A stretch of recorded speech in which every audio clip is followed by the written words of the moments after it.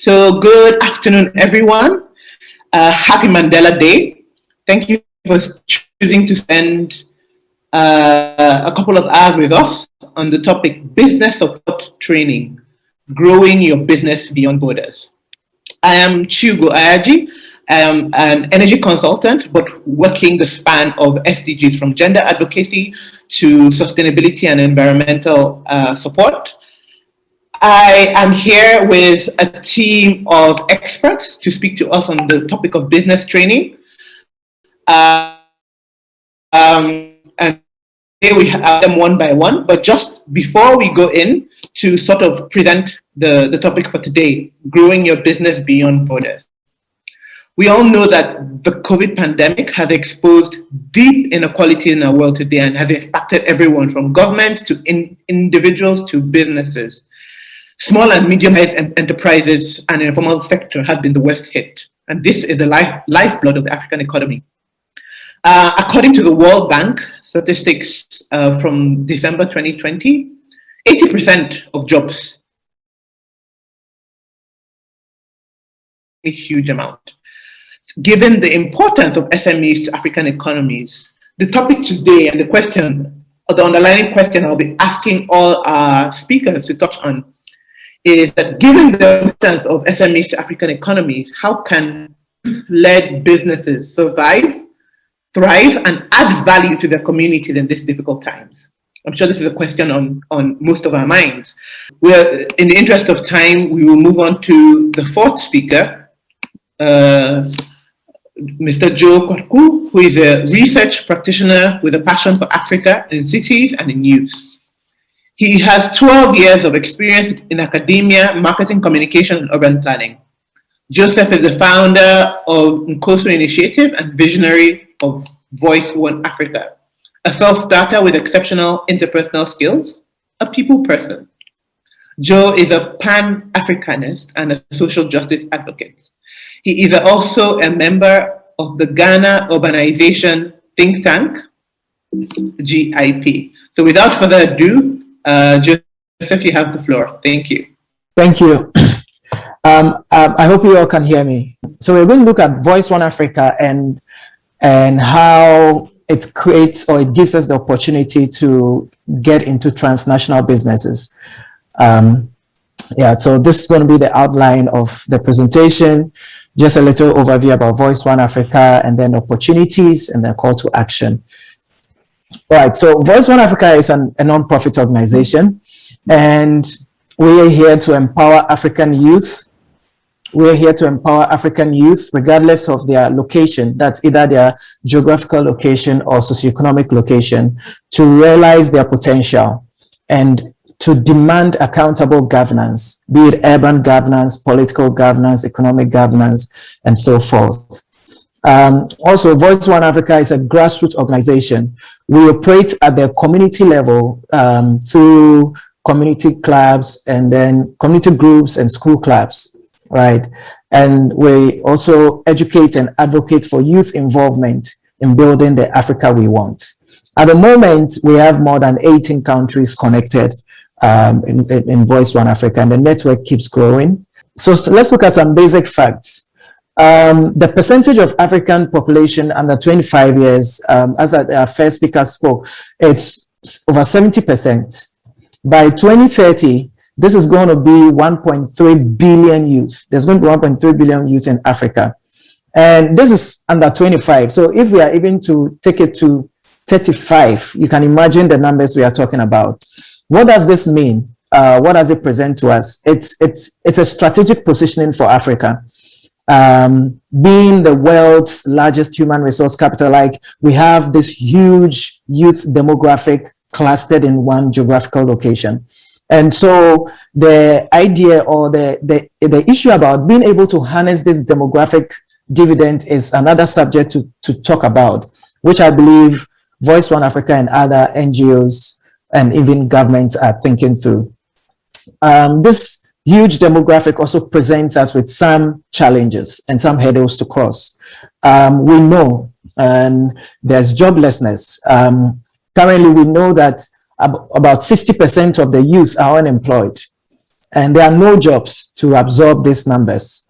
And generally, there's a lack of confidence in African youth. There's also a lack of necessary skills because our educational system is kind of training people not for the kind of economy that we have. There's a disjuncture between what is required, the skills that are required in the educational system that's been run in our continent. And so we also realize that there's a lack of knowledge on potential jobs and career paths. So the youth are caught in the middle. And so there's a sense of hopelessness and crime. And recently, what we come just to cite an example of what happened in South Africa, in Joburg and in KZN recently, with the looting and the shops and stuff like that. These are ways of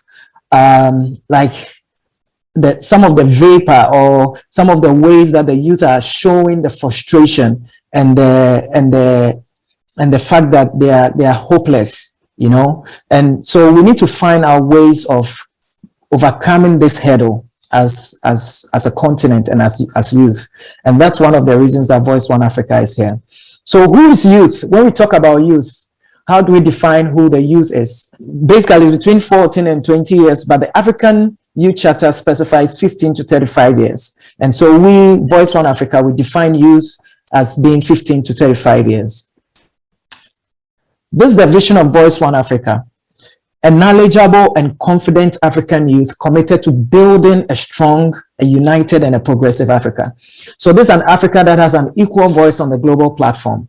An Africa where dreams come alive for its people, not for foreigners, but for its people, the youth.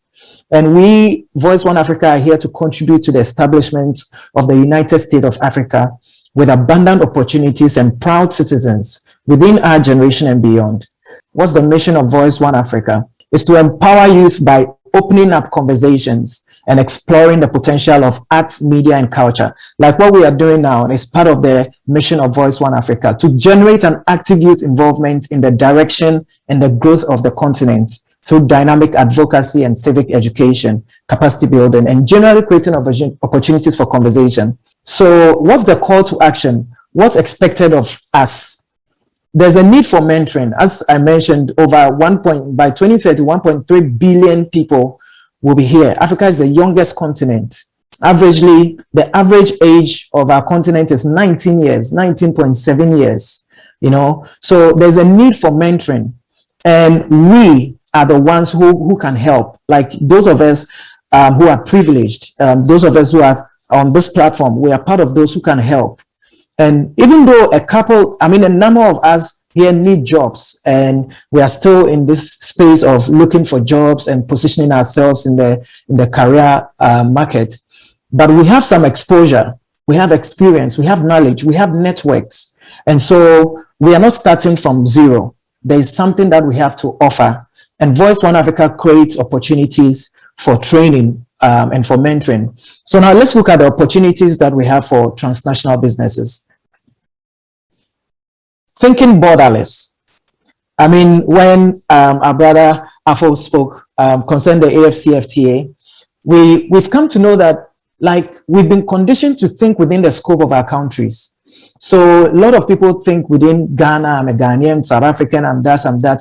And we kind of focus within this space. So we are limited. So I was glad when you mentioned that the AFCFTA is not only talking about the exchange of goods, but also services. So now we have to think borderless.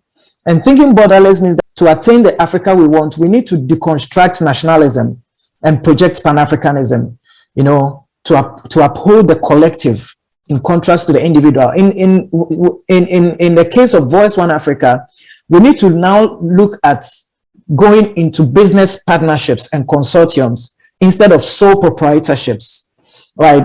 So this is what we have. Voice One Africa has given us the opportunity for a rich and diverse network, and also there are trainings like this one and others that are going to come from the minds, from West African Civil Society Institute, and from all the other partners that Voice One Africa has. So then there's this African adage that says that if you want to go fast, you go alone. But if you want to go far, we go together. And we know that we want to go far. So then we have to move together. So now let's look at some of these So there's a consortium. A consortium is a group of people or organizations that come together to bid for contracts. And Voice One Africa has presented us with the opportunities to create consortiums. So for example, we can have the Language Bureau. The Language Bureau can be a one-stop shop for language solutions, where we have various African languages in Voice One Africa. There's Arabic, those from Northern Africa. We have English, French, Chinese, Spanish, and all. So then if we have a Language Bureau, we can now go out and look for contracts where we are going into translations, we are going to transcriptions, where we assign, maybe an organization needs an interpreter. We assign someone from Voice One Africa to this organization. And these are ways of creating jobs for people, and also, making income and making impact at the same time. So the Language Bureau is one of the ways by which Voice One Africa presents opportunities. And as already indicated, we need to work together for these to work. We need to, collectivity is what's needed for these opportunities to be attained. We also have to look at something like a music and an art academy, where we nurture artistic skills and of children and youth. Africa is blessed with a lot of talent. And I was speaking to someone recently in South Africa, just talking about how South Africans are very artistic, and dancing is one thing that is very common in South Africa. It's a form of communication. And so we have all these here.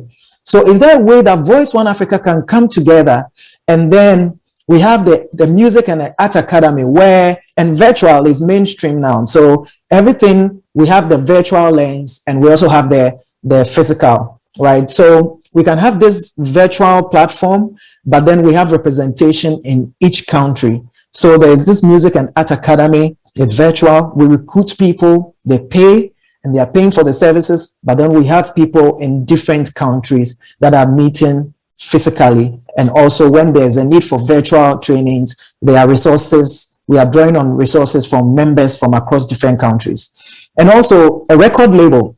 Voice One Africa has music producers in the team. We have lots of musicians, diverse kinds, those into classical, folk, gospel, all kinds of music. And so we discover new talents. Because we're a grassroots organization, we have presence in the communities. So we discover new talents in these communities, the youth, and we work with existing producers and promoters in all our communities. And then we can actually bring out these young talent. And this is also a way of pushing and creating opportunities and also income. Then we also have integrated marketing, communications, and IT solutions, like website and app development, graphic design and printing. All the flyers that we have as Voice One Africa, our website that is being developed, these are things that are done by members of Voice One Africa. And there are a lot of organizations in the age of digital. This is the business now. And so if we come together and form this consortium, then what we have is a very broad and a rich, a great, very diverse entity that sources business not only in a particular country, but across the continent and beyond. And I think this is something we should also look at. And then there's also photography and media, travel photography and documentaries. We showcase Africa. We showcase places, we showcase food, architecture, culture, the everyday life of African people, the youth, the everyday life.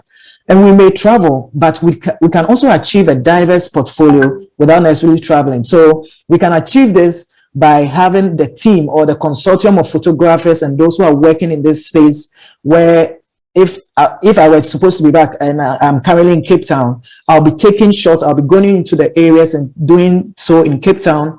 The one who is in Zambia is doing same. The one who is in Egypt is doing same. And then we are achieving this, but we are achieving something great because we are working together, but in separate locations. And also journalism and social commentating, hosting a show or becoming a host of a particular program. Example, Voice One Africa, we have the period team, and we've been having conversations on menstruation. This is a classic example.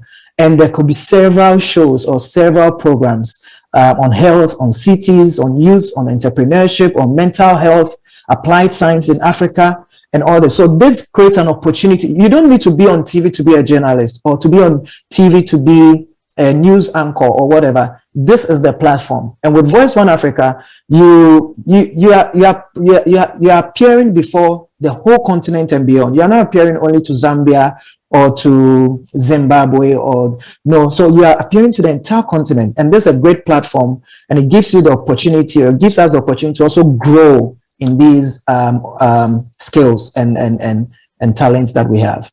All right, so then the other one is the educational or career and travel consultant. Like Chibuke is doing. Chibuke is a business consultant. We can also have educational consultants, career consultants, travel consultants. So this consultancy or this consortium is going to help others secure admission into tertiary education. A couple of us here have had several opportunities to travel, to go to schools, to secure scholarships. We know the terms, you know how to fill the forms, you know what to say, so we give guidance to these younger ones, and then we help them. It's a consultancy service. They pay a little price for it, but then you create opportunities. Also for travel packages, we know our countries better than any other. If we come together and create a Pan-African travel consortium where we have packages, somebody can travel throughout the continent, we have hotel arrangements and all that. It's going to be awesome, right? We have book publications. Currently, Voice One Africa is working on the anthology project, our first book publication, which is a collection of poems and other writings from across the continent. This is beautiful. So these are opportunities to be an author by just being part of a group. And this collection is a classic and a diverse collection. We can also have the think tanks and the research jobs where we bid for research contracts. I'm a human geographer, so there are lots of jobs out there for urban planners and for cities and stuff like that. So we just move into these spaces and we work with other NGOs, we work with governments, we come up with policy guidelines. These are opportunities for jobs right here in Voice One Africa. So these are things we can take advantage of. And I like it when Mr. Afo mentioned the agribusiness, because agribusiness is something that we also can take advantage of. So on my screen now is a colleague from the Yali called Thrifting, Andrea Buska, who is into eye of the brain, the production of maggot for aquaculture and for poultry and stuff like that. And it's a beautiful business. And our colleague also from Sierra Leone, Sam, spoke about how in Sierra Leone there are lots of lands, arable lands, rich lands that are selling at low prices, and the government is also giving lots of concessions. The government wants people to move into agriculture, so there are opportunities in Sierra Leone, and it's inviting us as members. We can form a group or a partnership that can go into agribusiness. We are drawing on not just on the intellectual resources, but also on the financial resources, because when we come together, we're able to form a strong team. So Abuska is in Ghana, Andrew is in Ghana, but his business can have leverages, or it can have representation in several other African countries. And he's willing to partner, and he's willing to explore opportunities of expansion. So this is a good business. And right here in Cape Town, we have Shine Black, which is a beauty and a cosmetic business, which is basically dealing in share-based products, hair and skin products. So our share and our skin product is coming from Ghana, from a rural location in northern Ghana. But then it's finding its way to Cape Town, where it's being packaged into these branded share, skin and hair products that's on the market. And so in the same vein, Shine Black can also expand its in terms of markets to other African countries, to Tanzania, to Malawi, and all that. So these are opportunities that are there. I know in the Gambia, one of our members is also into skin and hair care products. So there can be some form of partnership and all that, which is why I was also interested in the African Continental Free Trade Area, where about the questions I asked. When these concessions, ordinary concessions will kick in, because when you are transporting this share from Ghana, it's either you take it by sea or by air, because the roads is terrible. I don't know, but yeah. So maybe Mr. Afo can help us to know, because it's not easy transporting stuff across the continent and from Ghana to South Africa. So why do we need to act now? I'm rounding up now. True independence lies in youth power, not in politicians. And we are looking at if we want a progressive Africa, first, Africa must be a strong entity. And for Africa to be strong, Africa must be united. And if our politicians are doing so at the upper level with all the policies, what can we do at our level? At our level, we have to work from the bottom up by integrating Africa. And that's why Voice One Africa is here. Right? That's why Voice One Africa is here. And so the liberation of Africa lies in our unity. At the moment, we are in the 21st century. We have the opportunity of technology, social media, and all that. We have the numbers. Africa has the largest youth cluster, the youngest continent, and then we have you and I who are willing and are willing to commit time and effort to have or to get that Africa that we desire, that Africa with opportunities. So what's the next step? Which of these opportunities appeal to you and why?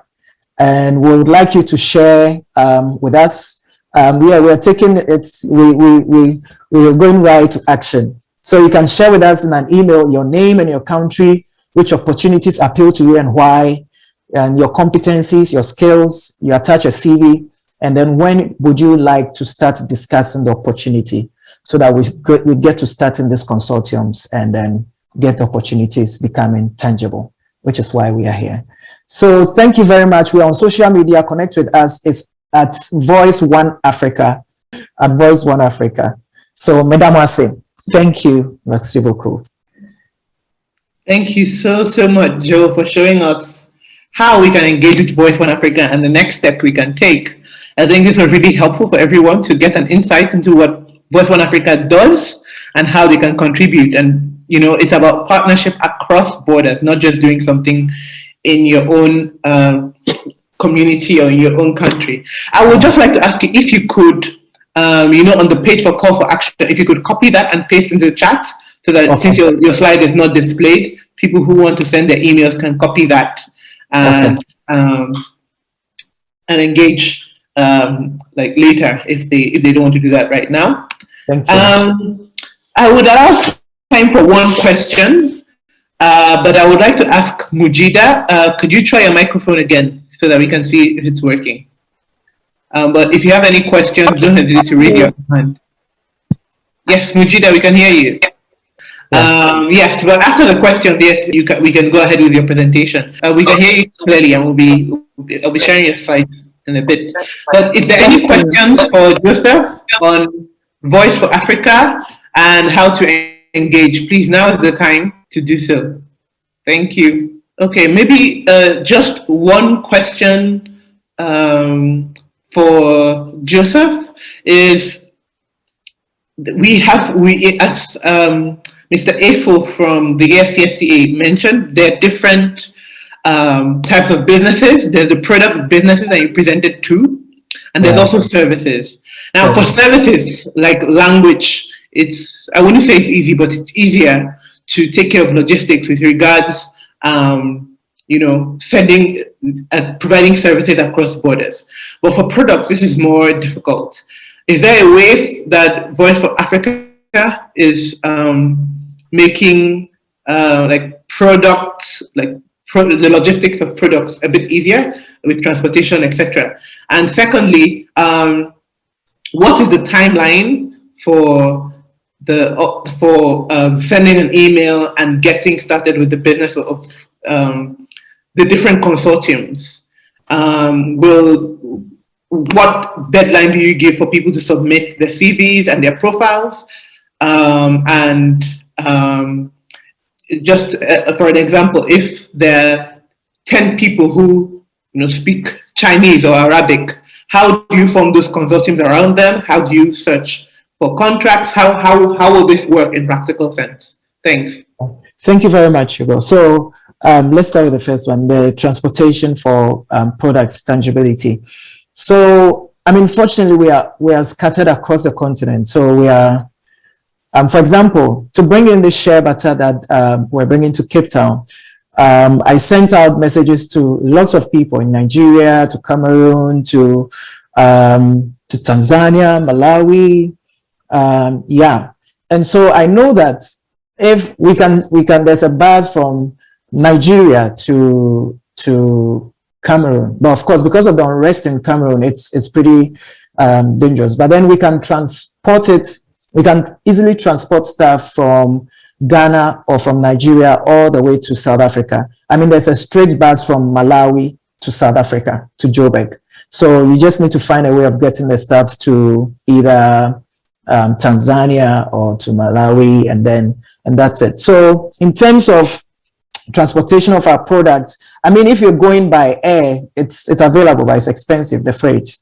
So that's there. So it's either through sea or by land vehicles. I mean, for now, for our products, we've established, for example, with the share, we've established contact with people in Malawi. And so we just send it by bus to Malawi for it to be sold there as well. And I think it will be the same. But with the timelines and for the tangibility of these consortiums, of course, there's going to be a legal base, right? So the legal team of Voice One Africa will come up with the terms and conditions and all that. But we are giving all of us, at least to the end of this month, for us, those who are interested in these consortiums, any of those consortiums, to send out their CVs and the requested information.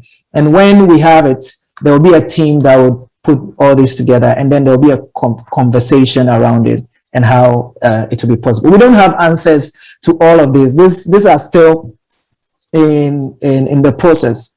So as we dialogue and we have a conversation, we'll come up with the best possible alternatives and avenues.